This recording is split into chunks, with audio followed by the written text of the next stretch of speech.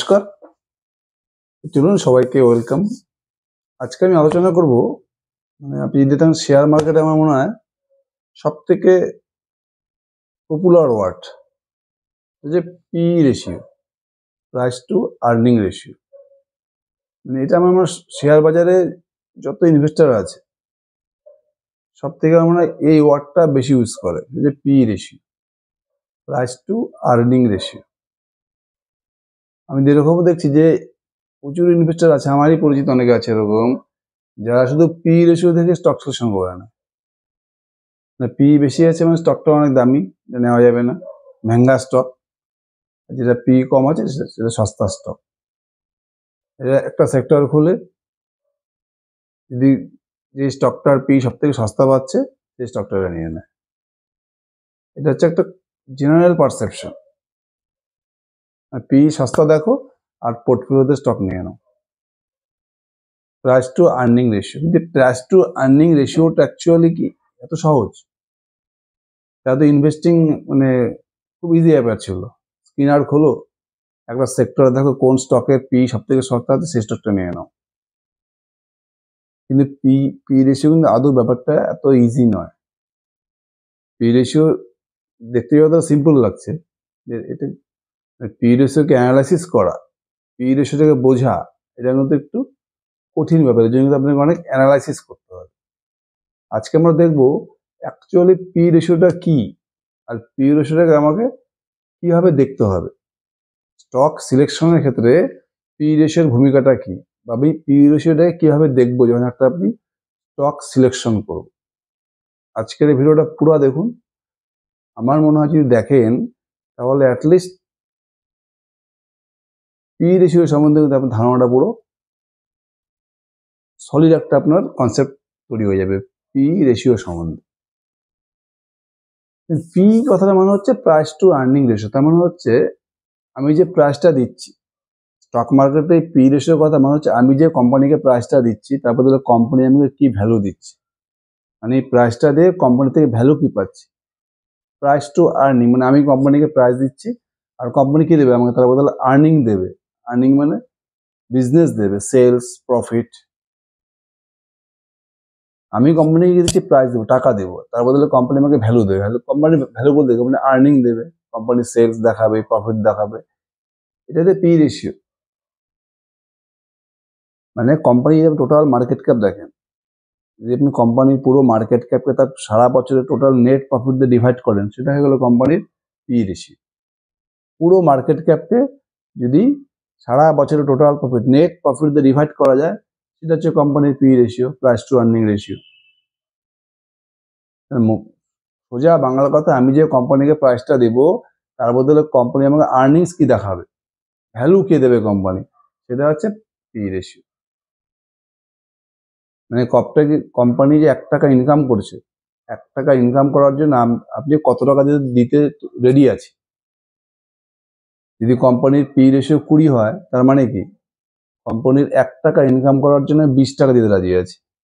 যদি কোনো কোম্পানির পি রেশিও 50 হয়, তার মানে হচ্ছে আমি সেই কোম্পানির 1 টাকা ইনকাম করার জন্য আমি 50 টাকা দিতে রাজি আছি। এটা হচ্ছে পি রেশিও। আমি কোম্পানিকে আমার প্রাইস দিচ্ছি, কোম্পানি আমাকে ভ্যালু দেবে, তার প্রোডাক্টের ভ্যালু দেবে, আর্নিংস দেবে, আর্নিং গ্রোথ দেখাবে। এটা হচ্ছে সোজা বাংলায় পি রেশিও। আর পি রেশিও সম্বন্ধে আমাদের কনসেপ্টটা মানে জেনারেল, বিশেষ করে যারা আমরা রিটেল ইনভেস্টার, দেখবি কনসেপ্টটার মধ্যে একটা প্রচুর সমস্যা আছে। আমি দেখছি, আমি যখনই কোনো একটা স্টক নিয়ে কথা বলি, হাই গ্রোথ ইঞ্জিন নিয়ে কথা বলি, তখনই সঙ্গে সঙ্গে অনেকে কমেন্টস করে দেয় এই স্টকটা তো নেওয়া যাবে না পোর্টফোলিওতে, কেন, এর পি রেশিও অনেক বেশি আছে। বা কোনো একটা স্টকের মধ্যে তো গ্রোথ নেই, সেই স্টকটা নিয়ে আমি কথা বলছি, যে হট করে কমেন্টস করছেন এই স্টকটা তো পি রেশিও খুব সস্তা আছে, এটা পোর্টফোলিওতে লং টার্মের জন্য নেওয়া যেতে পারে। আজকে আমি এই পি রেশিও ব্যাপারটাকে পুরো ক্লিয়ার করে দিতে, যে পি রেশিও দেখতে কিভাবে হবে। দেখুন, আপনি যদি পি রেশিওর উপরে ব্যাপারটা দেখেন, এক ধরনের কোম্পানি আপনি পাবেন যাদের পি রেশিও দেখবেন সমানে কমে যাচ্ছে। হয়তো লাস্ট 2-3 বছর আগে কোম্পানি যা পি রেশিও ছিল সেটা ধীরে ধীরে ধীরে ধীরে কমে যাচ্ছে। মানে কোম্পানিটা, ইনভেস্টরদের ভাষায় কোম্পানিটা সস্তা হয়ে যাচ্ছে। আমি একটা রিটেল, ধরেন আমি একটা রিটেল সেক্টর নিয়ে কথা বলছি। Retail sector, demat. ডিমার্টকে দেখবেন 16, 17, 18, 19, 20 পিরিয়ডটাতে দেখবেন ডিমার্টের দুর্দান্ত গ্রোথ ছিল। ওই সময় ডিমার্টের শেয়ারটা মনে হয় 1-2 বছরের মধ্যে 4x 5x হয়ে গেছিল। আর তখন ডিমার্টের পিই কত ছিল? 200-র মতো পিই ছিল। 2021 বাস থেকে কি হলো? ট্রেন চলে আসলো। ট্রেন পুরো লাগাতার এক্সপেনশন করতে লাগলো। 22, 23 জুডিওর এক্সপেনশন শুরু হলো। তখন গুলো ডিমার্টের সেলটা কিন্তু কমে গেল। ডিমার্টের যে অ্যাপারেল সেক্টর, ডিমার্টের কিন্তু অ্যাপারেল সেক্টরের সেল পুরো কমে গেল। তখন পুরো মার্কেট খেয়ে নিল জুডিও। ওই পিরিয়ডটাতে দেখবেন ট্রেন্ডের 2022 থেকে 24 ট্রেন্ডের শেয়ারটা কিন্তু প্রায় 6x, 7x, 8x হয়ে গেছে। আর তখন ডিমার্টের কি, তখন ডিমার্টের ওই সময় কি হলো? সেলস গ্রোথটা কমে গেল। 21-এর পর থেকে দেখবেন ডিমার্টের কিন্তু সেলস গ্রোথ কমে গেল। এখন দেখুন ডিমার্টের সেই 35%, 40% সেলস গ্রোথ করতো ওরা 17, 18, 19, 20 এই পিরিয়ডটাতে। তারপর থেকে ডিমার্টের কি হলো? সেলস গ্রোথ কমতে কমতে কমতে এখন দেখুন 12%, 13% চলে এসছে। যখন পুরো সেলস গ্রোথ করছিল তখন কিন্তু ডিমার্টের পি কত ছিল? আবার 200, 220, 225 এই পিতে ডিমার্ট ট্রেড করতো। তখনও কিন্তু ডিমার্ট দেখুন 1 থেকে 1.5 বছরের মধ্যে প্রায় 3x, 4x হয়ে গেছিল। বুঝেছে ব্যাপারটা? ট্রেন্ডের সাথে কি হলো? ডিমার্টের সেল কমে গেল। তারপরে কি হলো? ডিমার্টে কিন্তু ডি রেটিং শুরু হলো, পি কমা শুরু করলো। এখন দেখুন পি কমতে কমতে কত হয়েছে? 80 থেকে 90-এর মধ্যে পি হয়েছে। যেই পিটা মার্কেট ডিমার্টকে দিত 200-250 পি, সেটা কমতে কমতে আজকে 80 থেকে 90 হয়েছে।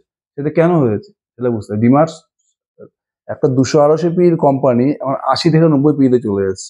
তার মানে কি? ডিমার্ট শেয়ারটা ইনভেস্টরদের কাছে সস্তা হয়ে গেছে। কিন্তু আদৌ কি তা হলো? যখন 150-200 পিতে ডিমার্ট ট্রেড করতো তখন ডিমার্টের শেষ গ্রোথ কত ছিল? 30-35 ছিল। এখন ডিমার্টের শেষ গ্রোথের 10%, 10-12% করে ডিমার্ট এখন শেষ গ্রোথ করছে। ডিমার্টের পি কত হচ্ছে? 80। তাহলে ডিমার্টের পেগ, আপনি যদি পেগ রেশিও ধরেন পি ডিভাইডেড বাই গ্রোথ, তাহলে পি কত আছে? ডিমার্ট 80 আর গ্রোথ কত? 10%। ডিভাইড করে কত হচ্ছে? 8। মানে এখন আপনাকে 1 টাকার মালটা 8 টাকা দিয়ে কিনতে হচ্ছে। আর যখন ডিমার্ট পুরো গ্রোথের মধ্যে ছিল, যখন ডিমার্টের পি 150 থেকে 200-এর মধ্যে ছিল, তখন ডিমার্টের সেল কত ছিল? 30%, 35% ছিল সেলস গ্রোথ। তখন ডিমার্টের পি পেগ রেশিও কত ছিল? 150 ডিভাইডেড বাই আপনি 35 করেন কত হতো? 4 থেকে 4.5। মানে তখন 1 টাকার মাল আপনাকে কিনতে লাগতো 4 থেকে 4.5 টাকা দিয়ে। আর এখন ডিমার্টের শেয়ার আপনাকে দেখুন এই 200, 150-200-এর পি এখন 90-তে চলে আসছে এখন ডিমার্ট। কিন্তু যেহেতু সেলস গ্রোথ এত কমে গেছে, এখন ডিমার্টের পে রেশিও কত হয়েছে? 8। মানে 1 টাকার মাল আপনাকে 8 টাকা দিয়ে কিনতে হচ্ছে। যখন 150-র পি ছিল তখন ডিমার্টের শেয়ারটা আপনাকে 1 টাকার মাল কিনতে লাগতো 4 টাকা দিয়ে। এখন ডিমার্টের পি 90 হয়েছে, কিন্তু এখন আপনাকে 1 টাকার মাল কিনতে হচ্ছে 8 টাকা দিয়ে। তার মানে কি ডিমার্টের সাথে সস্তা হয়েছে? সস্তা হয়নি, ডিমার্টের শেয়ারটা দামি হয়ে গেছে। কেন দামি হয়েছে? কারণ তার পির তুলনায় গ্রোথ কমে গেছে। সেলস গ্রোথ 30 থেকে 35% রেঞ্জে এখন 10% হয়ে গেছে। এটা হচ্ছে মেন খেলা। শুধু পি নাম্বার দেখে আপনাকে স্টক সিলেকশন করলে হবে, আপনাকে গ্রোথ দেখতে হবে, কোম্পানির গাইডেন্স দেখতে হবে। যেহেতু ডিমার্টের সেলস গ্রোথ লাগাতার কমে গেছে, তার ফলে কি সব শেয়ার হোল্ডাররা ডিমার্টকে ছেড়ে চলে যাচ্ছে। তারপরে ডিমার্টের মার্কেট ক্যাপও কমে যাচ্ছে। আর মার্কেট ক্যাপ আমাদের পি কি? পি তো market cap by growth. Market cap কমে যাওয়াতে ডিমার্টের শেয়ারটা আপনাকে সস্তা মনে হচ্ছে, কিন্তু এই শেয়ারটা আদৌ সস্তা? এই শেয়ারটা ডবল দামি হয়ে গেছে। আগে পেগ রেশিও ছিল 4 থেকে 4.5, এখন পেগ রেশিও হয়েছে 8। ট্রেন্ডকে দেখুন, ডিমার্টের জায়গাটা নিল, ট্রেন্ড নিল। তারপর ট্রেন্ডের কি হলো? ট্রেন্ড 2021, 22, 23, 24 এই পিরিয়ডটা দেখুন ট্রেন্ড জবরদস্ত সেলস গ্রোথ করেছে। 50%, 60% করে সেলস গ্রোথ করেছে। লাগাতার জুডিওর এক্সপেনশন করেছে। এই পিরিয়ডে দেখবেন 22 থেকে 24 পিরিয়ডে ট্রেন্ডের শেয়ার প্রায় 7x, 8x হয়ে গেছে। তখন ট্রেন্ডের পি কত ছিল? প্রায় 200-র মধ্যে পি ছিল। 200, 220, 180, 190 এই পিতে ট্রেন্ড চলতো। 2024-এর পরে কি হলো? ট্রেন্ডের সেলস গ্রোথ কমে গেল। এই 60%, 50% গ্রোথ ইঞ্জিন এখন 18%, 19% গ্রোথ ইঞ্জিন হয়ে গেছে। তারপরে যে মার্কেট কিন্তু ট্রেন্ডকে আর সেই ভ্যালুয়েশন দিচ্ছে না, যেহেতু টেন্টের সেলস গ্রোথটা 60% থেকে কমে 40%, তারপরে 30%, 20% কমে কমে আছে 18% হয়ে গেছে। তারপরে কি প্রচুর ইনভেস্টার কি হবে, যারা টেন্টে ঢুকেছিল 60% গ্রোথ দেখে, এখন টেন্টের গ্রোথ 18% সেলস গ্রোথ, যার ফলে কি প্রচুর ইনভেস্টার টেন্ট ছেড়ে চলে এসছে। তারপর আছে টেন্টের পি দেখুন 70-80 চলে এসছে, 200-250 পি স্টক এখন চলে এসছে 70 থেকে 80 পি তে। তার মানে আপনার মনে হতে পারে ট্রেন্ড শেয়ারটা অনেক সস্তা হয়ে গেছে, কিন্তু আদৌ এটা সস্তা হয়েছে? 2022-23 যখন ট্রেন 200 পিতে ট্রেড করতো, তখন ট্রেন্টের সেল করছিল 60%, পেগ রেশিও কত হবে? 200/60, 3 থেকে 3.5 ছিল তখন পেগ রেশিও। এখন ট্রেন্ডের সেল কত? 18%, আর পি কত? 90। এখন ট্রেন্ডের পেগ রেশিও কত হচ্ছে? 90/85। তার মানে যখন 200 পি ছিল, তার থেকে এখন 80 পিতে কিন্তু ট্রেন্ড শেয়ার আরো দামি হয়ে গেছে, মেঙ্গা হয়ে গেছে টেন্টের শেয়ার, যেহেতু টেন্টের শেয়ারটা লাগাতার সেলস গ্রোথটা কমে গেছে। যখন 200 পিতে ছিল ট্রেন, তখন আপনি 1 টাকার মাল পাচ্ছিলেন কত দিয়ে? 3 টাকা দিয়ে পাচ্ছিলেন। আর এখন 90 পিতে টেন্টের শেয়ার আপনাকে নিতে হচ্ছে 1 টাকার মাল 5 টাকা দিয়ে। মানে টেন্টের শেয়ারটা দামি হয়ে গেছে। আপনার শুধু পি রেশিও দেখে মনে হচ্ছে টেন্টের পিটা 200 থেকে কমে 80-তে চলে এসছে। যদি আপনি গ্রোথের সাথে কম্পেয়ার করেন, যদি পেগ রেশিও ভেবে পি বাই গ্রোথ করেন, তাহলে দেখবেন টেন্টের শেয়ারটা আগের থেকে আরো দামি হয়ে গেছে। এবার ধরুন এই সেক্টরে কি হয়েছে দেখুন, তারপর 2022 থেকে কি হলো, চলে আসলো ভিটু রিটেল। এই সেক্টরে চলে আসলো ভিটু রিটেল। ভিটু রিটেল আসার পরে কি হলো, ভিটু রিটেল লাগাতার স্টোর এক্সপেনশন করে যাচ্ছে। এদের পুরো বিজনেসটা অ্যাপারেলের উপর ডিপেন্ডেন্ট। 2022 থেকে ভিটু রিটেল পুরো স্টোর এক্সপেনশন শুরু করলো, 50% পুরো ধরো শুধু জাস্ট স্টোর এক্সপেনশনই করছে। দেখুন লাস্ট যদি আপনি লাস্ট মোটামুটি 7 থেকে 8টি কোয়ার্টার দেখেন, তাহলে দেখুন ভিটু রিটেল মানে প্রতিটি কোয়ার্টারে 50%, 60% করে সেলস গ্রোথ করে যাচ্ছে। যার ফলে কি হলো, দেখুন ভিটু রিটেলের শেয়ার দেখুন লাস্ট প্রায় 1-2 মানে 2 বছরে প্রায় V2 রিটেলের share 8x, 7x, 8x হয়ে গেছে। ভিটু রিটেলের পিও বেড়ে গেছে, এখন ভিটু রিটেলের পি কত? 70-80 পি হয়েছে। এদিকে ট্রেন্ড ডিমার্টের পি ধীরে ধীরে সস্তা হয়ে গেছে, সেলস গ্রোথ চলে গেছে, আর ভিটু রিটেল কি করলো, ট্রেন্ড আর ডিমার্টের জায়গাটা নিয়ে গেল। এখন দেখুন ভিটু রিটেল, ট্রেন্ড, ডিমার্ট তিনটে কিন্তু মোটামুটি একই পিতে চলছে, 70-80 এই রেঞ্জের তিনজনেরই পি। আপনি কোন স্টকটিকে সিলেক্ট করবেন? তিনটার তো পি একই, আপনাকে তিনজনের পিটাকে আপনি কি করে দেখবেন? আপনাকে গ্রোথ দেখতে হবে। ভিটু রিটেল গ্রোথ করছে 50%, 60% করে, ট্রেন্ড গ্রোথ করছে 18%, ডিমার্ট গ্রোথ করছে 15%, 12%। তিনজনের মোটামুটি সেম পি দিয়ে চলছে, কিন্তু আমাকে কোন স্টকটা সিলেক্ট করতে হবে? অবশ্যই ভিটু রিটেল। তো আপনাকে পিটাকে এভাবে দেখতে হবে। এটা হলো 1 নম্বর সিনারিও। আর 1 নম্বর সিনারিও দেখুন অটোমোবাইল সেক্টরে, দেখুন সেম অটোমোবাইল সেক্টরে দেখুন টাটা মোটর আর মহিন্দ্রাকে দেখুন। টাটা মোটরের পি কত? 8 থেকে 9, আর মহিন্দ্রার পি প্রায় 30। আপনার কাছে কোন স্টকটা সস্তা মনে হচ্ছে? Tata motors. এবার যদি বিজনেস অ্যানালাইসিস করেন, যদি আপনি গ্রোথ দেখেন, টাটা মোটরের দেখুন কোনো সেলস গ্রোথই নেই, 2%, 3% কোনো সেলস গ্রোথ করছে, কোনো কোনো করে ডিগ্রোথ হচ্ছে। আর মহিন্দ্রাকে দেখুন লাগাতার 20%, 25% করে সেলস গ্রোথ করে যাচ্ছে। তারপরে কি মার্কেট, তাহলে মার্কেট কাকে ভ্যালুয়েশন দেবে? মার্কেট কাকে গুরুত্ব দেবে? অবশ্যই মহিন্দ্রাকে দেবে, মহিন্দ্রাকে। এই জন্য মহিন্দ্রার পি কত?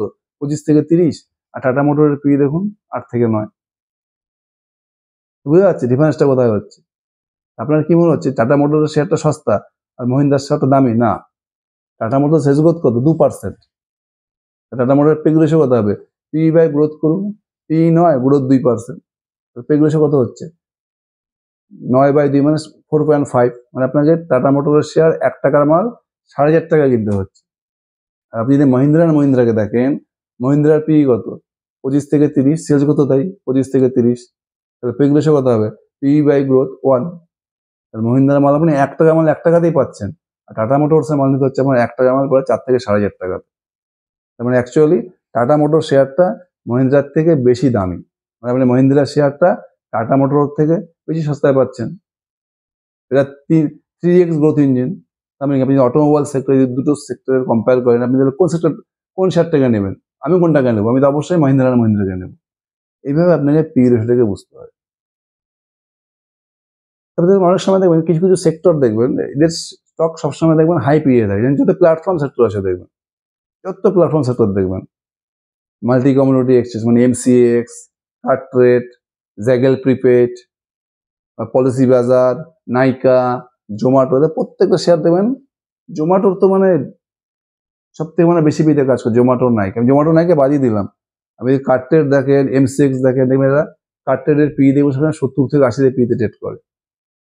এমসিএক্স এর পি দেখবেন 60, 70, 80 সবসময় হাই পিতে চলে এরা। মার্কেটের দিকে কেন এত ভ্যালুয়েশন দেয়? তবুও দেখুন এদের দেখুন রিটার্ন দেখুন, এমসিএক্স মানে লাস্ট 1 থেকে 1.5 বছরে 4x 5x হয়ে গেছে। কার্ট্রেটকে দেখুন লাস্ট মানে 1.5 থেকে 2 বছরে 6x 7x দিয়েছে রিটার্ন। এত পিতেও এদের এত রিটার্ন দিচ্ছে, আর মার্কেট এদেরকে এত ভ্যালুয়েশন দিচ্ছে। কারণটা কি? কারণ হচ্ছে কার্ট্রেট বা এমসিএক্স এদের একটা প্ল্যাটফর্ম বিজনেস, এদের তো কোনো ক্যাপেক্স করতে হয় না, কস্ট কন্ট্রোল থাকে, এদের ইনক্রিমেন্টাল কস্টও নেই, এমসিএক্সেরও নেই, কার্ট্রেটও নেই। তারপরে এরা কি হয়, এরা যত সেল করে কার্ট্রেটের সেলস গ্রোথ কত হয়? 25 থেকে 30% সেলস গ্রোথ করে, আর প্রফিট গ্রোথ করে 70%, 80%। কারণটা কি? আমাদের প্ল্যাটফর্ম বিজনেস, তো ইনক্রিমেন্টাল কস্ট হয় না, প্ল্যাটফর্ম রেডি আছে। লোক যত কার্ট্রেটে আসবে, গাড়ি কেনা বেচা করবে, তত কার্ট্রেটের ইনকাম বাড়তে থাকবে। এই ধরনের বিজনেসে মার্কেট খুব পছন্দ করে, প্ল্যাটফর্ম টাইপ অফ বিজনেস, যেখানে আপনার ইনক্রিমেন্টাল কস্টে নেই, আপনার মানে ম্যানুফ্যাকচারিং ইউনিট বসাতে হচ্ছে না, কোনো স্টোর খুলতে হচ্ছে না, কিছু করতে, জাস্ট প্ল্যাটফর্ম। এই জন্য এইসব কোম্পানি কি হয়, এইসব সেক্টরের স্টককে কিন্তু মার্কেট খুব ভ্যালুয়েশন দেয়। সবাই এইসব স্টকের পিছনে দৌড়চ্ছে সবাই, যার ফলে এদের মার্কেট ক্যাপটা বেড়ে যায়। আর পি মানে কি? Market cap by profit. তারপর সবাই যদি স্টকে ঢুকে তাহলে কি মার্কেটটা বাড়তে থাকবে। এই জন্য প্ল্যাটফর্ম সেক্টরের সব স্টককে দেখবেন এমসিএক্স, কার্ট্রেট, এইসব স্টকের ভ্যালুয়েশন সবসময় হাই থাকবে। এইসব স্টককে আপনি 10, 5, 20 পিতে পাবেন না। তাদের বিজনেস গ্রোথটা এরকম, প্রচুর অপারেটিং লেভারেজ পায় এরা। যারা সেলস গ্রোথ করে তার থেকে 2x 3x এর অপারেটিং লেভারেজ পাচ্ছে। আর এমসিএক্সকে দেখুন 50%, 30%, 60% করে সেলস গ্রোথ করে যাচ্ছে, সঙ্গে অপারেটিং লেভারেজ। এই জন্য প্ল্যাটফর্ম সেক্টর এইসব স্টক দেখবেন, এইসব সেক্টরের স্টককে মার্কেট সবসময় হাই পিই দেয়। হাই পি দেওয়ার কারণটা হচ্ছে কি? কারণ এদের সেলস গ্রোথ দুর্দান্ত, সঙ্গে প্রচুর অপারেটিং লেভারেজ। কারণ আপনাকে যখন মনে করেন স্টক সিলেকশন করতে হবে, শুধু পি নাম্বার দেখলে হবে না, পি দেখে কোনো স্টক সিলেকশন করা যাবে না। আপনার পি এর সঙ্গে কি ট্যালি করতে হবে? Business growth, sales growth, profit growth. আপনি একটা সস্তা পি পেয়ে গেলেন, ভাবলেন আপনি একটা মাল্টিপ্যাকার অপরচুনিটি পেয়ে গেলেন। টাটা মোটরকে দেখলেন 8 থেকে 9 পি, দুর্দান্ত কোম্পানি পেয়ে গেলেন একটা এত সস্তা পিতে। এবার টাটা মোটর নিয়ে 5 বছর বসে গেলেন, নো রিটার্ন, আপনার মাথা খারাপ হয়ে যাবে। এত সস্তা পি স্টক পেলাম, 8-9 পি যদি 30-40 হয় তাহলে তো আমার স্টক 4 গুণা হয়ে যাবে। 8-9 পি টাটা মোটরের শেয়ার 2 বছর আগে চলে, এখন 8 থেকে 9 পিতে পড়ে আছে। তার কারণ কি? কারণ টাটা মোটরস মধ্যে গ্রোথই নেই, বিজনেস মডেলে এত প্রবলেম। এইসব স্টক আপনি 8 পি তো নিলেও কিছু যায় আসে না, 1 পিতে নিলেও কিছু হবে না। যেই স্টকের বিজনেস গ্রোথ নেই সেই স্টক আপনি যেই পি দিয়ে নেন, কোনো পি দিয়ে সে স্টক চলবে না। হ্যাঁ, যদি আপনি এরকম কোনো স্টক পেয়ে যান যে এখন অতটা পপুলার না, কোম্পানিটা অতটা পপুলার না, কিন্তু কোম্পানিটা দুর্দান্ত সেলস গ্রোথ করে যাচ্ছে, ওইসব স্টক যদি আপনি সস্তা পিতে পেয়ে যান, তাহলে আপনি একটা ভালো অপরচুনিটি পেয়ে গেলেন। যেটা আমি একটা এক্সাম্পল দিচ্ছি, যেরকম ইন্টিগ্রেটেড ইন্ডাস্ট্রি, যদি আপনি পুরো এফএমসি সেক্টরে দেখেন, biscuit manufacturing company integrated industry, এই স্টকটার পি কত এখন? 6, 7, 8 এই রেঞ্জের পিতে স্টক ট্রেড করেছে। আপনি যদি কোম্পানির সেলস গ্রোথ দেখেন, 50%, 60% করে সেলস গ্রোথ করেছে। কোম্পানির গাইডেন্সও দুর্দান্ত আছে, যে FY26 পুরো FY26 এরা 50% করে সেলস গ্রোথ করবে। কোম্পানি FY27 ওটা গাইডেন্স দিয়ে দিয়েছে, এরা FY27 75% করে সেলস গ্রোথ করবে, সঙ্গে এরা নতুন ম্যানুফ্যাকচারিং ইউনিটও খুলছে। রোবস্ট বিজনেস গ্রোথ, কিন্তু স্টকটা এখন পড়ে আছে 8 থেকে 9 পিতে। তার কারণ কি? এখনো স্টকটার মধ্যে সব শেয়ার হোল্ডারকে ঢুকেনি, স্টকটা এখনো তো পপুলার হয়নি। ইন্টিগ্রেটেড ইন্ডাস্ট্রি, এইসব স্টকের মধ্যে কি হয়, পি রিলেটিং হওয়ার চান্স খুব বেশি থাকে, পি বাড়ার চান্স খুব বেশি থাকে। এগুলোকে হচ্ছে অপরচুনিটি। টাটা মোটরসের পি 8 থেকে 9, ইন্টিগ্রেটেড ইন্ডাস্ট্রি পিও 8 থেকে 9, কিন্তু টাটা মোটরসের কোনো অপরচুনিটি নেই, কারণ বিজনেস গ্রোথ নেই। কিন্তু ইন্টিগ্রেটেড ইন্ডাস্ট্রি থেকে আছে হিউজ অপরচুনিটি আছে, কারণ এখানে প্রচুর বিজনেস গ্রোথ আছে, ভিজিবল গ্রোথ আছে। 50% করে কোম্পানি সেলস গ্রোথ করছে। কোম্পানির গাইডেন্স কি দিয়েছে, FY26-এ 50% সেলস গ্রোথ করবে, FY27-এ 75% সেলস গ্রোথ করবে। আর কোম্পানি লাগাতার দুর্দান্ত গ্রোথ করে যাচ্ছে। এটাকে বলা হচ্ছে অপরচুনিটি। এইসব স্টকে কি হয়, হাই গ্রোথ ইঞ্জিন যখন সস্তা পিতে পেয়ে যাবেন, তখন এইসব স্টকের মাল্টিপ্যাকার হওয়ার চান্স খুব বেশি থাকে। যে কোনো সেক্টর আপনি দেখেন, কোওয়ার্কিং স্পেসে দেখুন, অফিস, AWFIS অফিস আর EFC কে দেখেন, অফিসের সেলস গ্রোথ কত, 20-25%। আর আপনি EFC কে দেখুন, লাগাতার আপনি লাস্ট 2-3-4 কোয়ার্টার দেখেন 40%, 50%, 60%, 100% সেলস গ্রোথ করে যাচ্ছে। আর কোম্পানির গাইডেন্সও দুর্দান্ত, গাইডেন্সও রয়েছে, এরা নেক্সট 1 থেকে 2 ইয়ার্স 50-60% সেলস গ্রোথ করে যাবে। আর অফিসের কত সেলস গ্রোথ, 20%। দেখুন অফিসের পি প্লাস, অফিসের পি কত, প্রাইস টু আর্নিং রেশিও 60-65। আর EFCর পি দেখেন 20 নিচে আছে, 17-18 পি। তার মানে কি EFCর মধ্যে একটা মাল্টিপ্যাকার হওয়ার চান্স আছে। এক তো এই সেক্টরের হাই গ্রোথ ইঞ্জিন EFC, সঙ্গে 17-18 পি, এটাকে বলে অপরচুনিটি।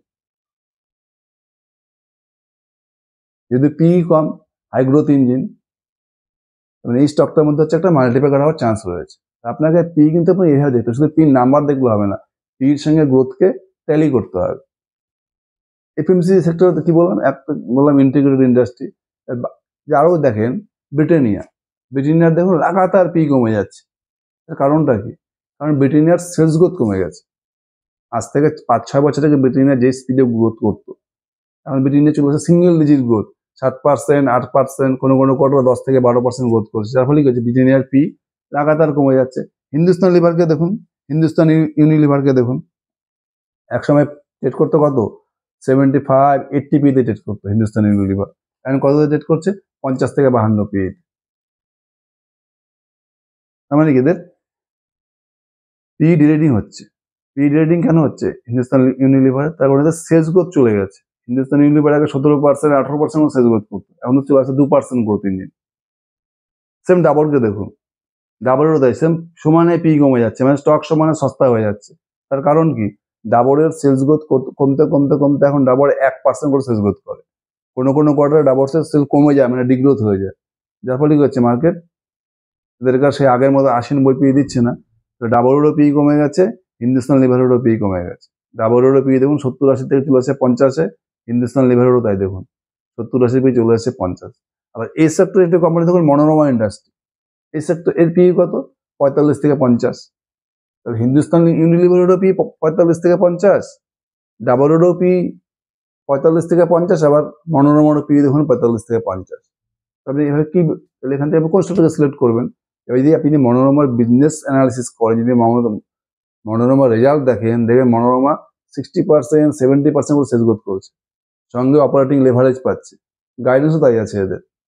পুরো FY26-এ এরা মোটামুটি 50% সেলস গ্রোথ করবে, 40% বেশি সেলস গ্রোথ করবে।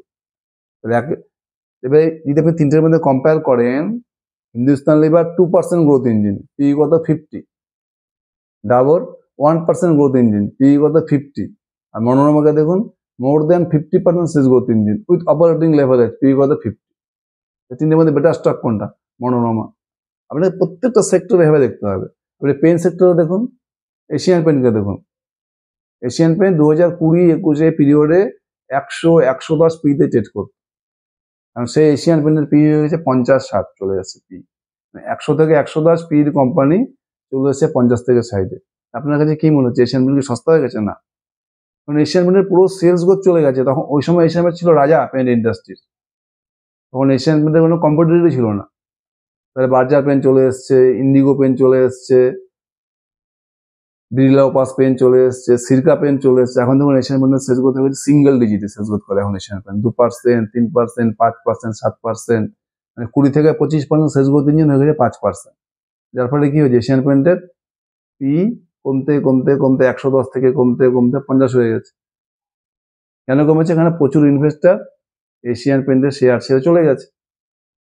ওরা দেখছিল এশিয়ান পেন্টের সেলস গ্রোথ ছিল 25%, সেটা কমে কমে আজকে চলে আসছে 5%। তার ফলে এশিয়ান পেন্টের মার্কেট ক্যাপ কমে যাওয়াতে এই ডি রেটিং হয়ে গেছে। আজকে আপনার কাছে এশিয়ান পেন্ট সস্তা মনে হচ্ছে, এদের থেকে আদৌ সস্তা আছে? আপনি হিসাব করেন 2021 এশিয়ান পেন্টের পি কত ছিল? 110। শেষ গ্রোথ কত ছিল? 25 থেকে 30%। তাহলে পে রেশিও কত ছিল? 3 থেকে 4। আজকে এশিয়ান পেন্টের কত পি দাঁড়িয়েছে? 50 থেকে 60। আর শেষ গ্রোথ কত? 5%। পে রেশিও কত হবে? 50/5, 10। তখন এশিয়ান পেন্টের পে রেশিও ছিল 4 থেকে 5, আর এখন এশিয়ান পেন্টের পে রেশিও হচ্ছে 10। মানে যখন এশিয়ান পেন্টের পি রেশিও ছিল 110, তখন এশিয়ান পেন্টের একটা শেয়ার আপনি 1 টাকার মাল 4 টাকা কিনতে পারছিলেন।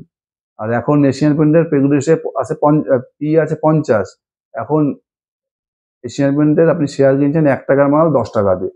তার মানে এখন এশিয়ান পেন্টের শেয়ারটা আর দামি হয়ে গেছে, যেহেতু এর সেলস গ্রোথ গায়েব হয়ে গেছে।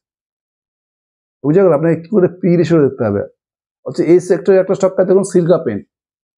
সিল্কা পেন্টে দেখুন লাস্ট 1 বছরে মানে পি প্রায় ডাবল হয়ে গেছে। 24-25 পি এখন সিল্কা পেন্ট হয়েছে 45। কেন হচ্ছে? কেন সিল্কা পেন্ট লাগাতার সেলস গ্রোথ করে যাচ্ছে। যেখানে পেন সেক্টর সমস্ত কোম্পানি স্ট্রাগল করেছে, প্রত্যেকের পি রিলেটিং হচ্ছে। Asian paint, Berger paint, Indigo paint, প্রত্যেকের পি কমে গেছে, সস্তা হয়ে গেছে। সিল্কা পেন্টের দেখুন পি বেড়ে যাচ্ছে। 25-26 পি এখন 40 পার হয়ে গেছে, 45 পি সিল্কা পেন্টের। কেন?